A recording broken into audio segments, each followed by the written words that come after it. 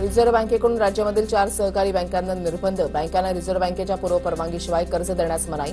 ठेवीदारांचा पैसा परत करण्यास बँक असमर्थ ठरल्यानं कारवाई.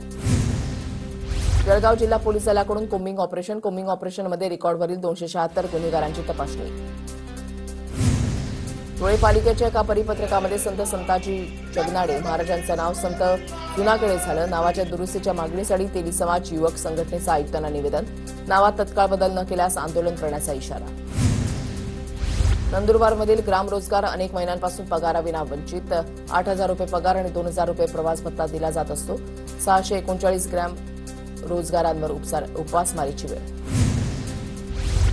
राज्यमंत्री इंद्रनील नाईक यांच्याकडून चंद्रपूरच्या भटाळीमधील रखडलेल्या पुलाची पाहणी. नदीच्या पाणी पातळीमध्ये वाढ होताच हा पूल वाहतुकीसाठी बंद होतो. तक्रारीनंतर इंद्रनील नाईक यांच्याकडून पाहणी. नंदुरबार जिल्ह्यामधल्या पपई उत्पादक शेतकरी अडचणीत सापडला. पपई पिकाला फळबागामध्ये समाविष्ट करण्याची शेतकऱ्यांची मागणी. पपई पीक धोक्यात आल्यानं शेतकऱ्यांच्या समोर आर्थिक अडचण. नंदुरबारमध्ये कापसासाठी सीसीआय खरेदी केंद्राची नोंदणी सुरू. कापसाच्या पेरणी क्षेत्रामध्ये 15% घट.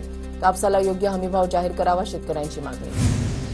सिंधुदुर्गच्या कणकवली शहरामध्ये मुसळधार पाऊस. कणकवली शहरामधला विद्युत पुरवठा खंडित. 3 दिवसांच्या विश्रांतीनंतर आज पुन्हा मुसळधार पाऊस सुरू. राज्यामध्ये अतिवृष्टीग्रस्तांना दिलासा देण्यासाठी राज्य शासनाचा मोठा निर्णय. सर्व शासकीय अधिकारी कर्मचाऱ्यांच्या ऑक्टोबर वेतनातून 1 दिवसाचं वेतन मुख्यमंत्री सहायता निधीमध्ये जमा होणार. मंत्रालय, जिल्हा परिषद, महानगरपालिका, सार्वजनिक उपक्रम यांच्यासह सर्व यंत्रणांना अंमलबजावणीचे निर्देश. उपमुख्यमंत्री शिंदेंकडून धाराशिव लातूरमधील पूरग्रस्तांना मदत. जीवनावश्यक किटचा 2 ट्रक रवाना. उपमुख्यमंत्री एकनाथ शिंदेंनी भगवा झेंडा दाखवला. यवतमाळमधील नुकसानग्रस्त शेतकऱ्याकडून तुटपुंजी मदत. सरकारला परत. एक दिवाळी साजरी केली नाही तर आम्ही मरणार नाही. शेतकऱ्यांचा आक्रोश. सरकारकडून खोटं बोलून वेळ मारून नेण्याचा प्रकार. शेतकऱ्यांना 6,900 रुपयांचा धनादेश तहसीलदारांकडे परत केला. अकोला जिल्ह्यामध्ये ओबीसी कार्यकर्त्याची आत्महत्या. आरक्षण मिळणं कठीण. ओबीसींना वाऱ्यावर सोडल्यासारखं वाटतंय. आत्महत्येपूर्वी कार्यकर्त्याचं व्हॉट्सअप स्टेटस.